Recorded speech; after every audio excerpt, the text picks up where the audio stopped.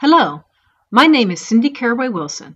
I'm a certified practitioner at the professional level, and I am your host today for the webinar, Introduction to the CYC Certification System. I am so happy that you were able to join us in this webinar, and I'm incredibly excited that you are in the process of becoming a certified practitioner in our profession. This is the first of 4 webinars, all designed to help you through the certification process. These webinars were designed with support from the Child and Youth Care Certification Board, the CYC Certification Institute, and the Academy for Competent Youth Work. Financial support was provided through the Skillman Foundation. Thank you so much and welcome aboard. We'll move right into our webinar. Our agenda, or our roadmap for today, involves first looking at certification in general. This is to orient you as a CYC practitioner to the certification systems and the various benefits of each system and how they would impact your professional development. Next, we'll look at all of the information about the requirements for each certification level and how much each level costs as you go through the process. We hope that in looking at each of the various levels of the system, it will help you to understand which level is best for you at this point in your professional career. Next, we'll look at all the steps associated with going through the certification process at all of the levels. Again, understanding the various steps will allow you to plan your time accordingly so that you can get through your certification process in the most efficient way possible. In addition to looking at the steps, we will also have a brief conversation about the professional membership requirement. The membership in a professional association is part of the requirement for certification as a demonstration of your connection to our field at large. And finally, we'll end the webinar by looking at the renewal process. Once the certification is granted, each certification level does require a renewal every 2 years. So we will look at the cycle, we'll look at the requirements, and the cost associated with the renewals. In addition, we'll briefly talk about how you might use the renewal process and all of the certification documentation to help guide your professional development. What is certification? Many people will think that certification is simply a seal of approval provided by an entity, or that it's a certification that something is safe to use. The way we look at certification is we look at it as an achievement. It's a demonstration of skill that resulted in you, the practitioner, being certified by an entity that recognizes you as a skilled and qualified practitioner in the field. But most of all, it's really about professional career development and providing a ladder for our professionals to climb up as they mature in the field. Child and Youth Care, or Child and Youth Work, has 5 specific competency domains that we expect our practitioners to be able to effectively apply to their practice with children, youth, and family. These domains are listed on this slide: professionalism, cultural and human diversity, applied human development, relationship and communication, and finally, developmental practice methods. Underneath each of these domain areas, we have specific competencies that we expect our child and youth care workers to be able to effectively apply. You may look up the document that has these competencies on CYC Institute's website or the cyccb.org website. The title of the document is Competencies for Professional Child and Youth Work Practitioners. You should download this document and study it. Ensure that your training crosses all of these competency domains. And if you have questions about any of the competencies, do a little research. Speak with other professionals, look at the literature in our field to prepare yourself for the certification process, and also to identify areas of training need that you may need to address prior to going through certification. The Child and Youth Care certifications discussed in this webinar offer a variety of unique features that are lacking in older certifications that tend to be more specific to particular educational systems. These CYC certification systems focus on qualifications that are necessary to engage young people in healthy relationships with their adults in their lives, their peer group, their schools, their communities, and their families. This is different in that we're not teaching a specific approach, We're not focusing on a specific practice setting, but the systems are designed to cross the practice settings and to cross various different approaches to working with young people. In this way, it can provide a continuity of care for young people as they cross their practice settings from school to their clinical setting to their after-school program and a variety of other practice settings in the community. In addition, for the practitioner, it allows the practitioner to cross-train, to train in after-school, to also have training in clinical approaches and in educational approaches. And in that cross-training, it allows the practitioner opportunity for growth in their profession as they mature and they seek other positions in different practice settings. Also, the certification systems honor all the different approaches that people bring to the field, whether it be a behavioralist approach, an existential approach, or an approach that focuses on positive youth development, or anything in between. All those approaches are honored and assessed in the certification systems. Also, the certification systems are inclusive of a variety of educational backgrounds. People in the field may be educated in psychology, counseling, child and youth work, or they might be coming out of the business world or out of an educational background. Perhaps they were a journalist and they've come into the field as a second career. The CYC certifications honor those various backgrounds and understand that those backgrounds provide a foundation upon which further training and professional development builds. The certification systems are designed to assess the knowledge and skills that practitioners have and to assess how well they apply those knowledge and skill components to actual practice situations with real young people. The process of certification and exploring certifying organizations can be confusing, so it's important to ask, what makes a certifying organization? According to the American National Standards Institute, a certifying organization is an organization that delivers an assessment that is based on industry knowledge, independent from training courses or course providers. There are many courses out there and programs out there that will certify you in a specific approach. For example, being certified in a particular positive youth development approach or a particular clinical approach. These are different than a professional certification that is looking at the profession at large.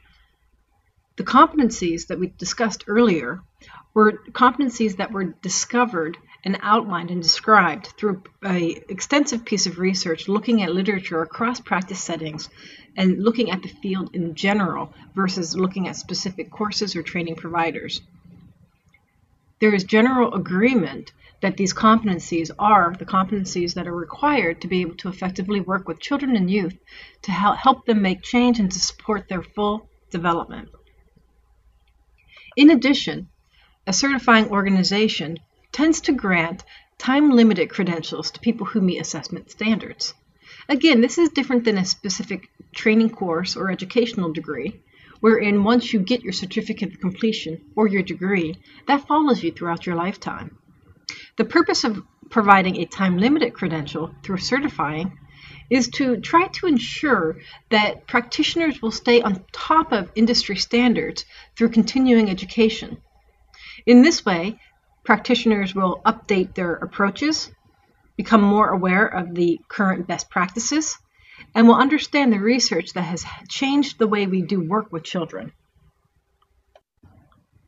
In this webinar, we're specifically looking at two certifying organizations. We're looking at the CYC Certification Institute and the Child and Youth Care Certification Board. These two organizations are working together to provide a certification system that allows a practitioner to enter at an entry-level new practitioner and to proceed all the way through a professional or experienced and mature practitioner level. Let's take a look at these two organizations. Both of these organizations offer competency-based testing using the 5 competency domains that we looked at earlier.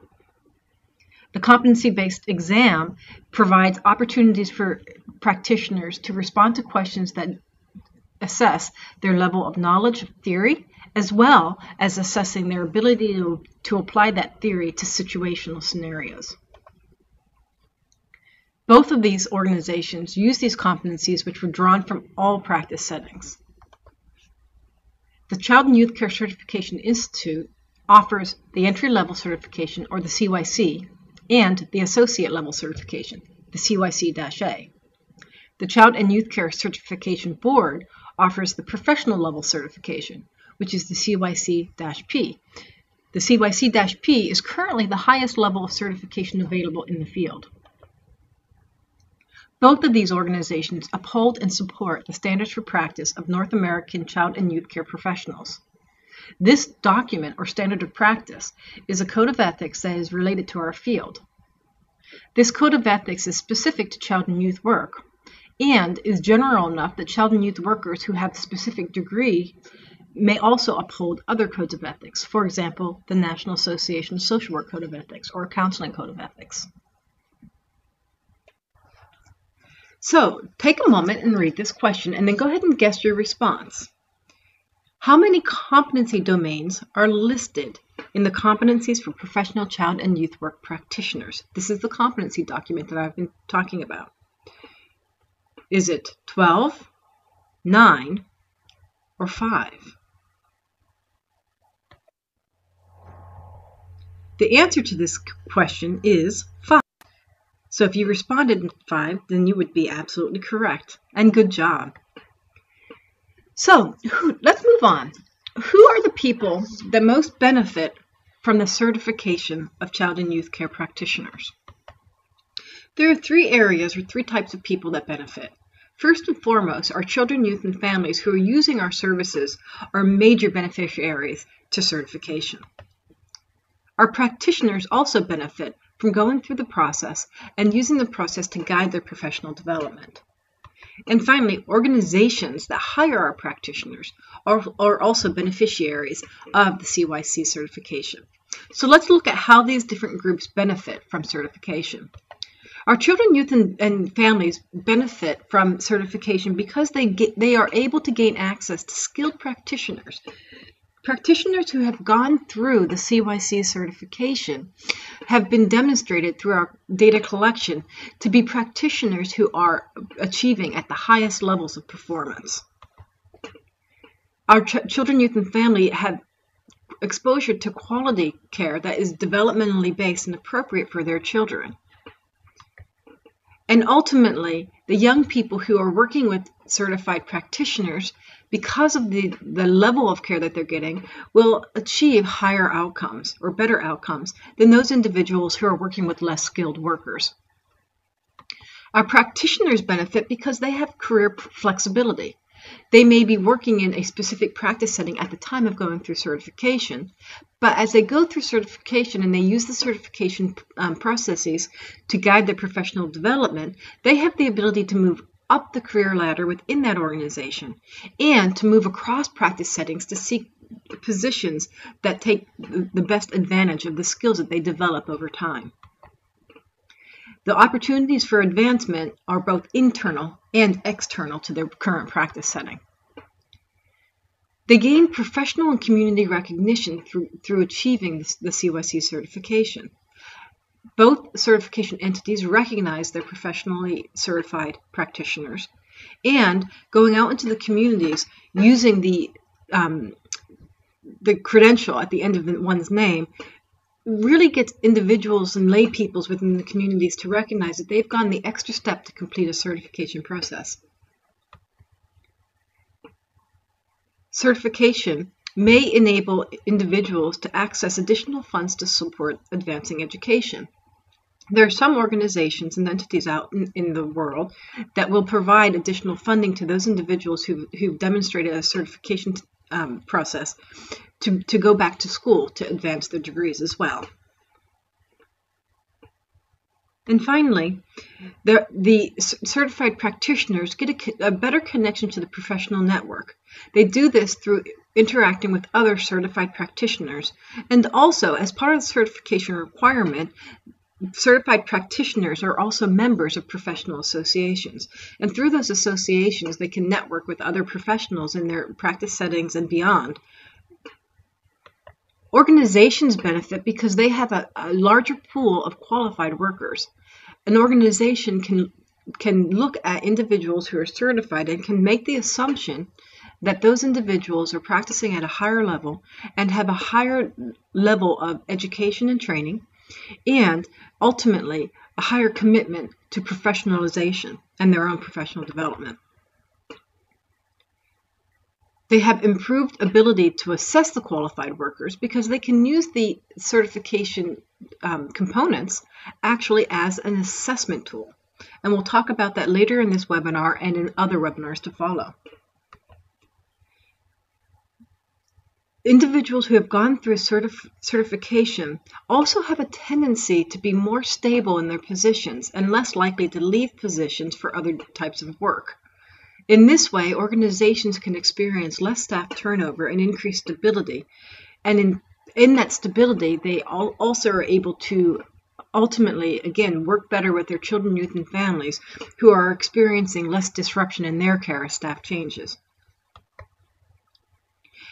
The CYC certified practitioners and the organizations that use them may experience an increase in program safety and quality. And finally, the organizations that hire certified practitioners also experience an improvement in their professional development program planning. Again, using the tools and the assessment processes involved in the certification process allow organizations and individuals to design professional development programs that specifically target the competency areas and the domains within those areas to really ensure proper development of their professional. But the road to certification can be confusing. There are a lot of pathways and a lot of choices that one has to make in order to go through the process.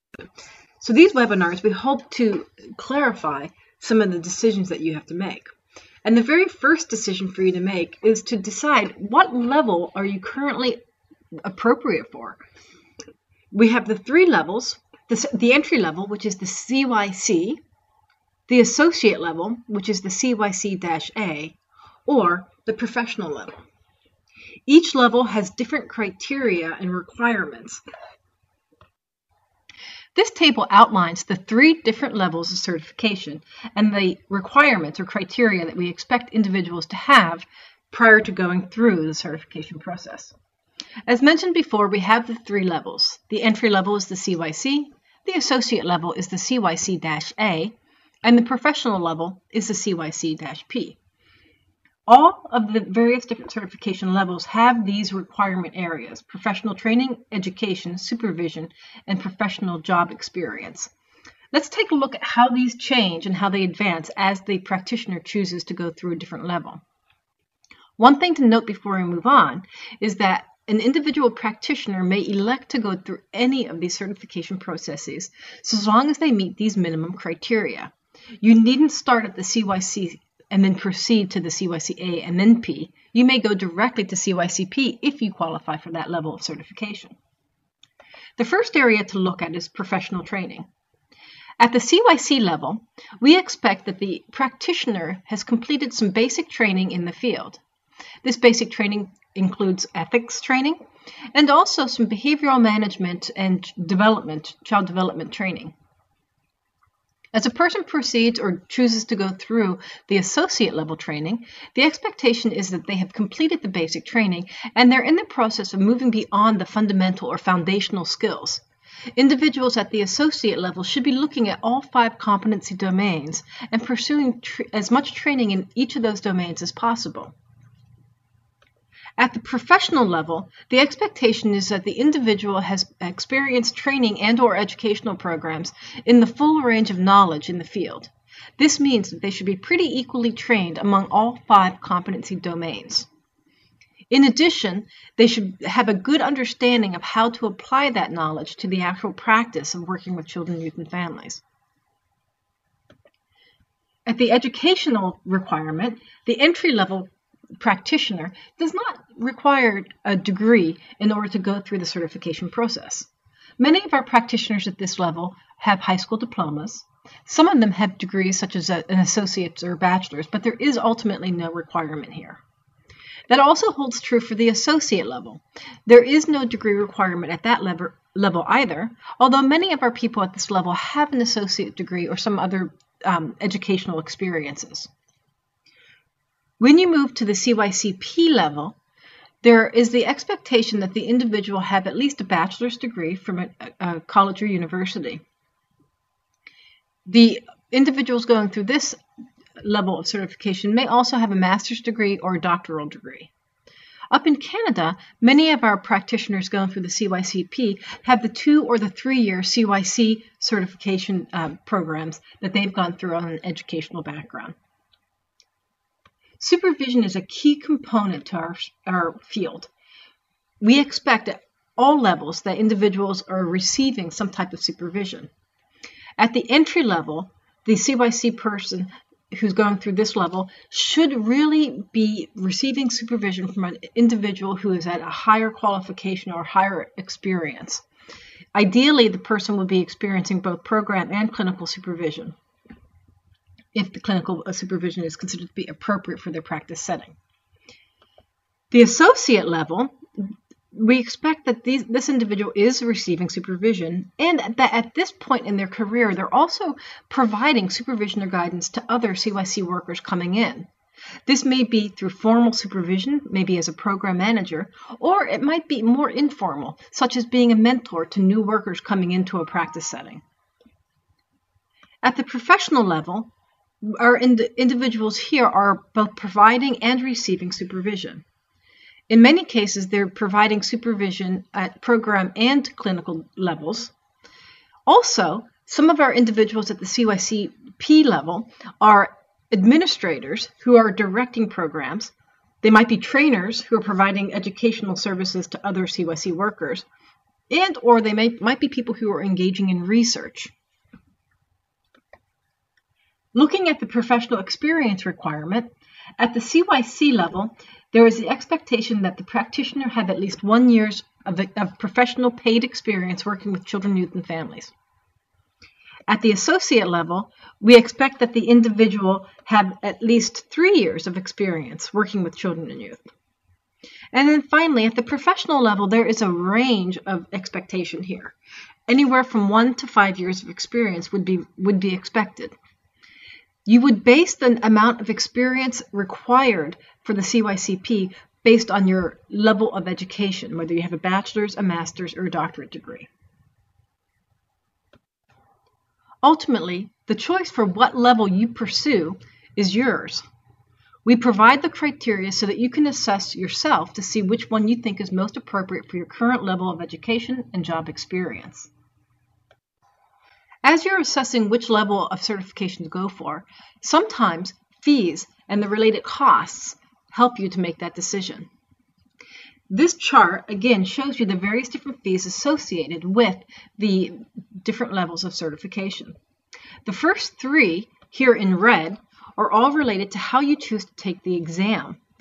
All 3 levels do require an exam, and the cost is different based on which level you are going for and how you choose to take the exam. At the top, if you're currently taking or have taken a course through the Academy for Competent Youth Work, the Academy offers written exams using pencil and paper, the old-fashioned way, and the cost of the exams for the CYC and the CYCA through the Academy would be $40. The CYCP cost is $135.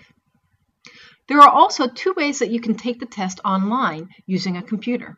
One is going to an online proctored site, and these are usually held at organizations that are hosting and partnering with the certifying entities to provide the exam.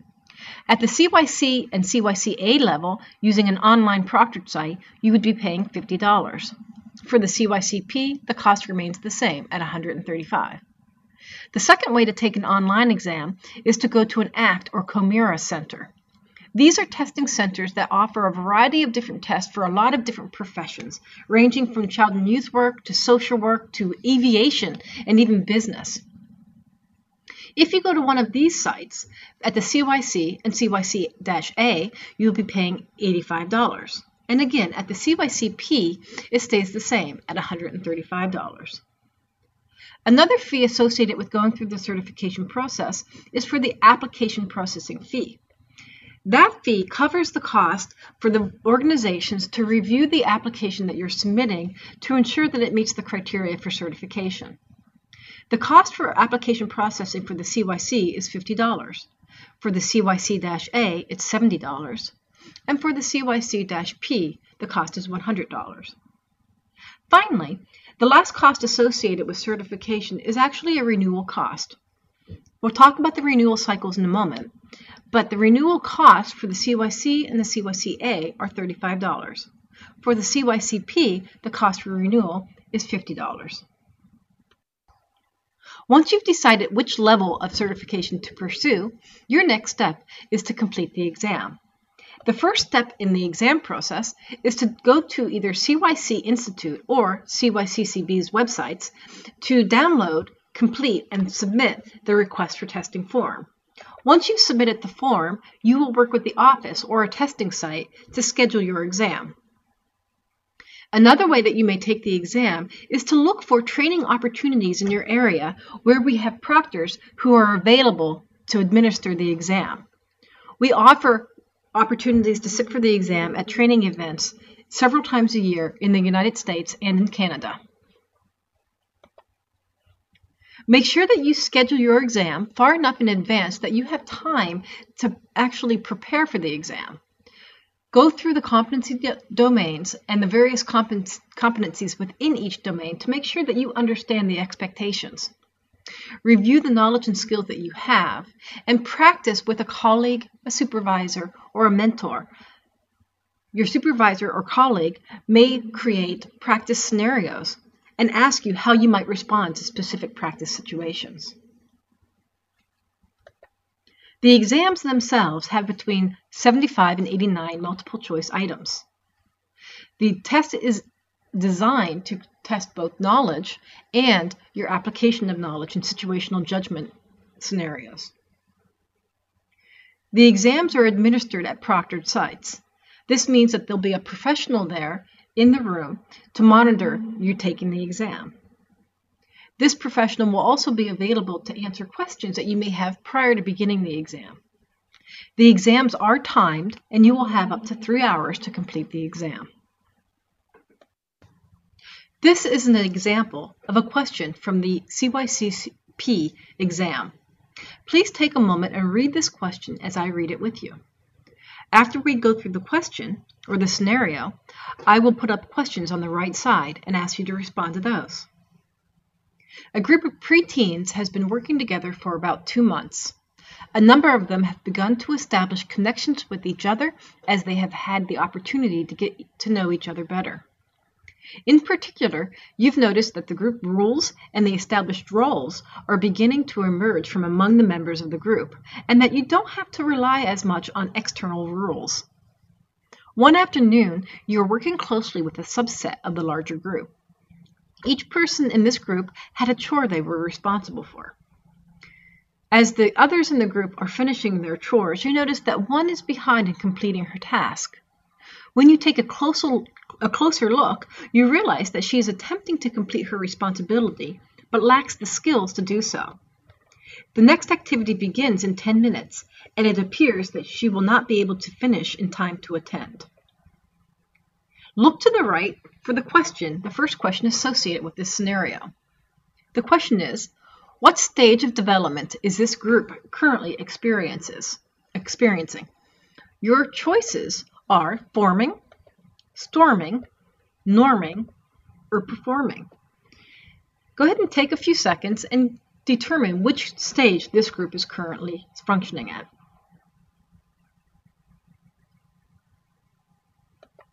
If you said norming, you would be correct. There is a second question associated with this practice scenario. Which immediate response would likely best support the optimal development of the young person or youth in this situation? A. Ask the youth to complete a different chore while you complete her original task. Join in the chore alongside the youth to model how to complete the task and allow her to be late to the activity. Swap chores between 2 youth. Or let the youth complete the chore on her own without interrupting, and then redo the task later yourself at a later time. Take a moment and select the response that is the best response to this scenario. If you selected B, join in the chore alongside the youth to model how to complete the task and allow her to be late to the activity, you would be correct. This is the best solution to the challenge of this scenario.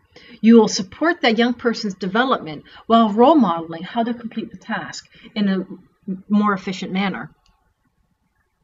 This example provided you with an idea of the types of questions that would be associated with the scenarios on an exam.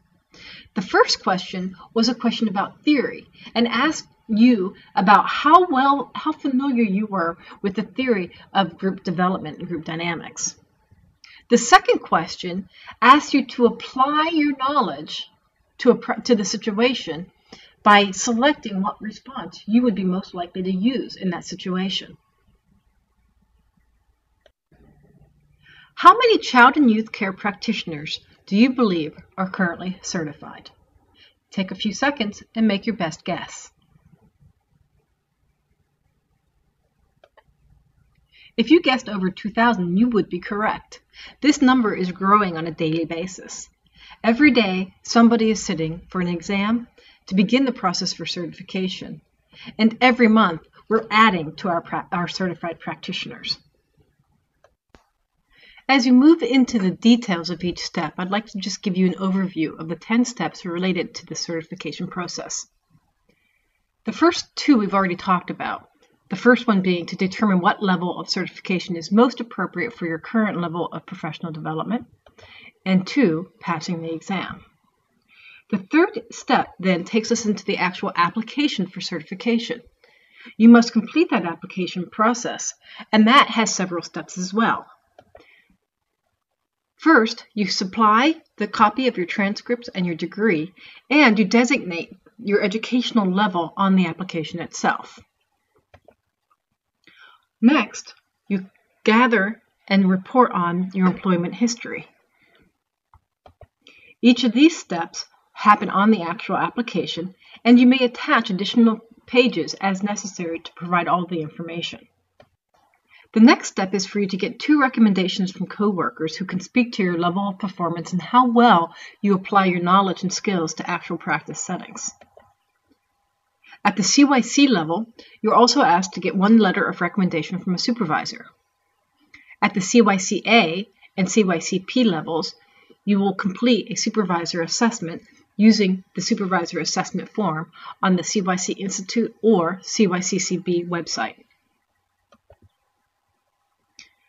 Provide copies of your membership card or membership certificate for an approved or appropriate professional membership association.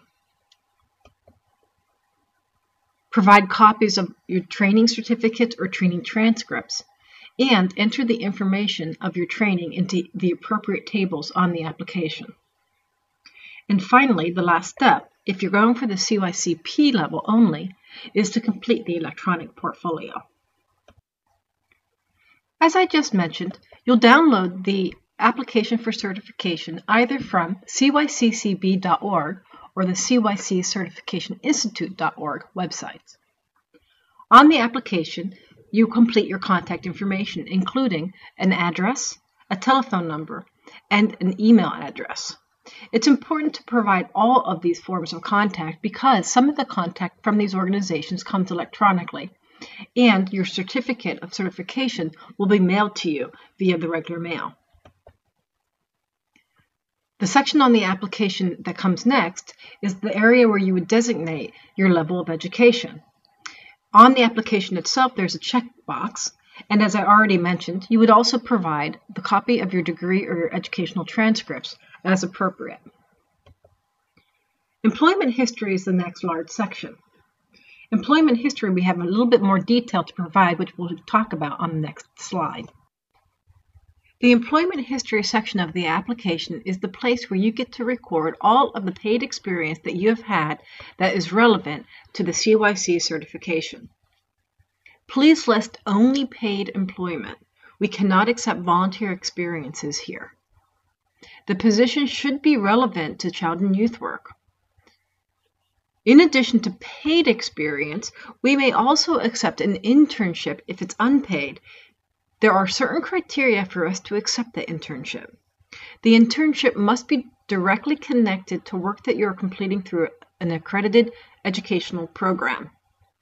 In addition to that, the internship should be supervised by your academic program, and you should be getting supervision from your internship site supervisor.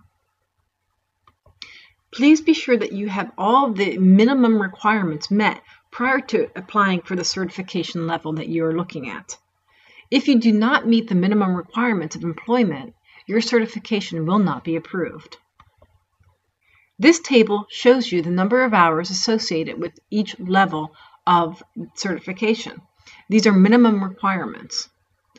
When we talk about having a year's worth of experience, we're talking about full-time experience, which amounts to approximately 2,000 hours. Also note in this table, in the CYCP column, that will be at the far right, eventually the no degree requirement of a minimum of 5 years will be phased out for this certification level.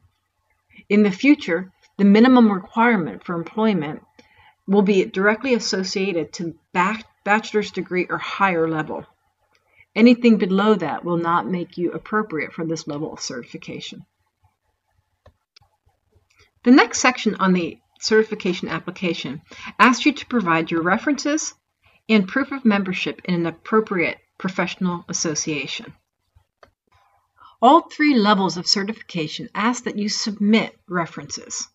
The 2 types of references that you will be asked for are from your coworkers or colleagues and from supervisors. No matter what level you are applying for, be careful about who you ask to supply references. We highly recommend that those individuals writing references for you will be people who have seen you work directly with children, youth, and families. These individuals should be able to think of specific examples and provide clear documentation as to how well you are able to apply your knowledge and skills to real-life situations with children, youth, and families. At the entry level, the CYC level, we ask that you supply 2 references from colleagues or coworkers and 1 reference from a supervisor. At the associate level, the CYC-A, you will be asked to supply 2 references from colleagues, 1 self-assessment, and 1 supervisor's assessment. The self-assessment and supervisor assessment ask you to use specific forms that you may download from the CYC Institute website. At the CYCP level, you will be asked for 2 colleague or coworker references and 1 supervisor assessment. Again, the supervisor assessment is a specific form that you can download from the CYC Institute or the cyccb.org websites. The second part of this section of the application asks you to provide proof of your membership in an appropriate and approved professional association. There are several criteria that we have in place in order for an association to be considered appropriate for our field. First, the association must offer individual memberships and not just memberships to organizations. In this way, the association is focused on you as an individual practitioner, and the benefits that the association provides come to you specifically. The second criteria is that the professional association should support the professionalization of the child and youth work field in general and of child and youth work practitioners specifically. This support may be active in that the professional association may offer professional development activities, or it may be passive in that it strongly encourages its members to continue to work on their professionalization. The third criteria is that the professional association endorses the standards for practice of North American child and youth care professionals. This is the code of ethics that we specifically support for our field. The association may also support other codes of ethics, for example, the National Association for Social Workers or Counseling or Code of Ethics or other codes of ethics, but they should also support the standards for practice of North American child and youth care professionals. A fourth criteria is that an approved association would represent child and youth care practitioners at large in the general population. This means that the association may represent our field and our practitioners within state or provincial governments, at the local level, or at the national levels. Another criteria is that professional associations should offer its members various different ways in which they can stay informed to changes and developments within our field. This includes both the field in general and specific practice settings. They should provide information on new research, on new best or promising practices, and on new evidence supporting the work that we're doing in our field.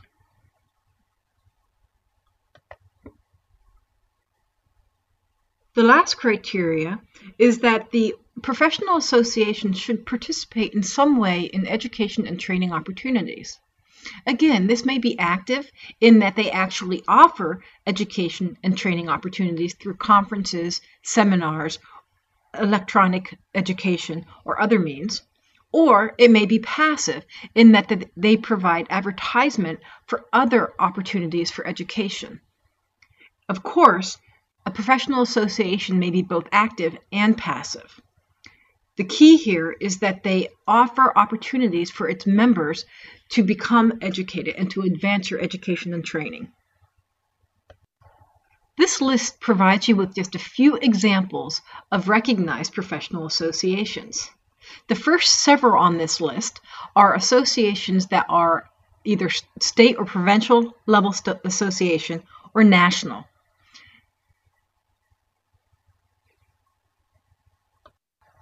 The next section of the application asks you to provide information on your training history. It is important in this section to document your training history in as many of the 5 competency domains as possible. The training requirements vary based on which certification level you're going for. The entry-level certification expects you to have training and history in the areas of child guidance or behavioral management and in the Code of Ethics. At this level, the training requirements are minimal because we recognize that you are a new practitioner in the child and youth work field. At the CYC A and the CYC P levels, the training requirements are much more rigorous. This table shows you all 5 competency domains and the training requirements required at those 2 levels. Looking at the associate level, there is a minimum requirement of 150 hours of training. This training must have been completed within the last 5 years, with at least 100 hours having been completed within the last 2 years. In the professionalism and cultural and human diversity areas, you must complete at least 15 hours in each area. You must complete at least 20 hours in the applied human development areas, 40 hours in the relationship and communication area, and at least 60 hours in the developmental practice method area. At the professional level, the expectation is that you complete a minimum of 250 training hours. The professionalism, cultural and human diversity, and applied human development domains each require a minimum of 20 hours. You should complete a minimum of 40 hours of training in the relationship and communication section, and a minimum of 80 hours of training in the developmental practice methods area. In addition to these minimum requirements, you also must complete at least 70 additional hours in any of these categories. These 2 tables provided on this slide are just examples of how you might document trainings in the cultural and human diversity area and the applied human development area of the application. No matter the area you are supplying information for, the tables are set up in the same way. You should provide the title of the training you participated in, the instructor name and credential. The credential may also include the organization the instructor works for. You should provide the dates of the training and the total number of hours that you participated in. The trainings may include college courses that you worked on either in degree programs or outside of degree programs, although you may not include audited programs. They must be graded. You may also include trainings that you participated in the community at conferences, seminars, or other training opportunities. The next section of application for you to work on is the section where you complete the electronic portfolio. The electronic portfolio is only a requirement for the CYC P level. We will be going over the electronic portfolio in a webinar all of its own, but in brief, I wanted to give you some examples and ideas of what the portfolio process includes. First, the portfolio is a competency-based assessment. The electronic portfolio assesses portions of the competencies that are not assessed on the exam or in the supervisor's assessments. It's an opportunity for you to reflect on your practice and what you're doing as you work with children and youth at your organization. You're asked to describe how specific competencies are reflected in your practice. For example, how do you manage your stress and burnout? There are several sections, 8 to be specific, and you will complete an activity in each of those sections. The activities include self-reflection, providing references and citing professional literature, which demonstrates your ability to access information in our field, writing short essays expressing your position on a topic or how you apply your knowledge and skills to a specific situation, and also engaging in some reflection on how you connect to the field in general. The last section of the application is the place where you read the agreement or the waivers and you sign off. Once you complete this section, you're ready to submit your application. You should submit your application within 6 months or 1 year for the entry level and associate level of having taken the exam. If you need more time, you need to contact the certifying entity to request a waiver to have a longer time to submit the entire certification process. If you do not submit the application and the electronic portfolio for the CYCP within these time limits, you may need to take the exam again. Congratulations, you're almost finished with the certification process. This is an exciting moment in your professional development. At this point, you're ready to submit your application form with the additional documentation and the application processing fee. As we talked about in the previous table, the fees vary based on the type of certification you're looking for. The fee schedule is to the right of this slide. For the CYC, you are asked to pay $50 US. In the CYCA, it would be $70 US. And for the CYCP, $100 in US dollars is the application fee. So what happens after you've submitted your application and all the associated documents? Well, we go through a process at the certification entities. The certification application is reviewed by the CYC Institute or CYCCB reviewers. The reviewers are individuals who go through and verify your employment history. They confirm training by looking at the trainings and oftentimes reading the syllabi or other documentation that you provide about the training. And in some cases, they may look up the specific trainings and trainers that you cited, and they are looking to make sure that everything is accurate on the application. The electronic portfolio that is completed for the CYCP is reviewed by 2 certified CYCCB reviewers. These reviewers read all of your responses to all of the activities on the document, and they're looking for the quality of your responses. They are looking for grammar and spelling, so please do check that. And they're looking to make sure that you are demonstrating a depth of understanding of how you should be applying your knowledge and skills in the various competency domains to actual work with children, youth, and families.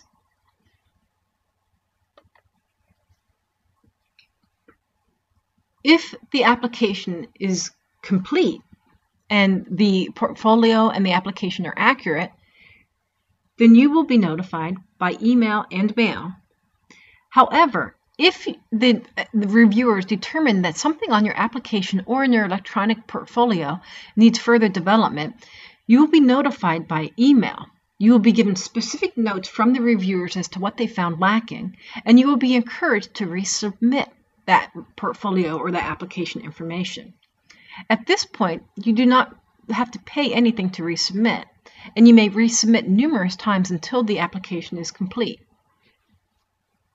It is our job as reviewers to provide you with the kind of feedback to allow you to meet the expectation of the application and electronic portfolio. As I said, successful applications are notified by letter, along with being mailed a certificate designating your certification level. I do want to give you one bit of information about the reviewers who are looking at your application and/or your electronic portfolios. All of the reviewers who are looking at the application have been trained to verify employment and training. They have experience in the field, and they understand what it means to be a CYC worker. Those individuals who are looking at the electronic portfolios have experience in the field, and also many of them are also trainers. They provide professional development to workers at various different levels. Many of them are educators, in some cases in academic settings, in other cases within organizations. And several of them also complete research in the field to help us advance our field and to continue to develop best practices. So the information that they are giving you feedback on is information designed to help you to clarify your stance and to help work on your professional development. Congratulations on your certification. Now that you're certified, you've demonstrated to the community at large that you are committed to your professional development and to the professionalization of our field in general. We are very proud of you, and thank you. Now, you have to keep your eye on the ball in order to be prepared for renewal of your certification. All of the certification levels require that you go through a renewal process. The renewal process ensures that all of us as practitioners continue to get educated on the advancements and changes in our field. This education may be in ongoing coursework at advanced degree levels. It may be working on coursework in related degree programs. And it certainly includes participation in various different professional development opportunities in training seminars, conferences, research components, writing for professional journals, and other areas. This table shows you the requirements for the various different levels. All three levels require that you go through a renewal process every 2 years. The fees for the CYC and CYCA renewal are $35. The fee for the CYCP level is $50. All three levels require that you complete a minimum of 30 hours of continuing education units. In addition, all three levels require that you continue to participate in professional association membership. Now, there are some alternatives that you can do to meet the education and professional engagement criteria for renewal. First, if you're participating in research, that means that you're completing research as a principal or supporting investigator on a project. What you will need to do is submit the title of the research, a letter from that principal investigator confirming your role in the project, or a copy of the research document listing you as a contributor. Another alternative is that you are providing training. What we would need here is a letter from the supervising authority verifying that the training was conducted, or a copy of the training announcement or equivalent documentation that clearly states what you did in the training, that you were the trainer, and a description of the training itself. Participating as an educator at an academic institution is also a way to meet either the education or professional engagement requirements. Here, we would need a copy from the university authority verifying the course, or a copy of the course catalog page or brochure describing the course and listing you as the educator. Publication is important for our field. We encourage practitioners who are skilled in writing and who have relevant information to share to write it up and to submit it to professional journals. Here, what we would need is a copy of the material published or a citation describing the material and listing you as the writer or contributor to that material. Participation in leadership in our field is another way that you may submit for education and professional engagement credit. Here, we ask for a letter from the sponsoring entity verifying your participation or naming you as a principal leader on a brochure. An example might be sitting on a board of directors for a certifying entity. Providing presentations is also a way that you may submit for credit in either the education and/or professional engagement areas. Here, what we would need is a letter of acceptance of your presentation or an announcement of the meeting, conference, or symposium in which you're presenting, listing you as the presenter and providing a description of what you're presenting on. You may list any of these things as a credit for education, the continuing education, or the professional engagement areas. However, you may not list the same thing in both areas. So if you list a piece of research for your education requirement, when you go to your professional engagement area, you cannot list that research again. You must select a different way of meeting that requirement. This completes the CYC Certification System webinar. Thank you so much for joining us for the webinar, and I hope that we've answered some of your questions. If you have more questions, please feel free to contact either of the certification entities mentioned in this webinar, either the CYC Certification Institute or the Child and Youth Care Certification Board would be happy to field your questions. Both of these organizations may be reached by telephone at the same telephone number, 979-764-7306. Staff members at the telephone will be happy to answer your question and/or to direct you to someone who can answer your question. Alternatively, you may go to their websites, the CYCcertification.org website for the Certification Institute, covering the CYC and the CYCA certifications, or CYCCB.org to go to the Child and Youth Care Certification Board website for the CYC-P certification. These websites contain a lot of information about the certification process, as well as providing places for you to get forms and other information about how to become certified. Welcome to the profession of child and youth work, and we are happy that you're pursuing certification. Thank you and have a great day.